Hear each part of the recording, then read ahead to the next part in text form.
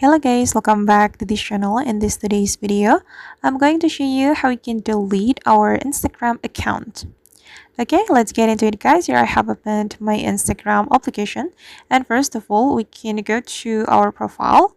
Open your profile on Instagram, then go to the Instagram setting and activity by tapping on those three lines on the top right, and you can go to the account center. And after the account center has been opened, you can go to the personal details. All right. And just like the account ownership and control. And here you can choose deactivation or deletion. And since I have added multiple accounts to this Instagram, I have to choose one of them. And for example, I'm going to delete this Instagram account. So I'm going to select this one and then we can choose delete account.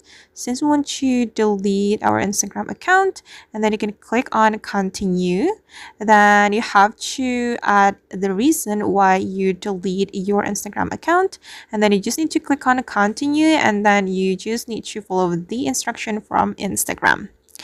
Alright guys, and that's all the way to delete our Instagram account. I hope this video will be useful for you. Thank you so much for watching and see you in the next video.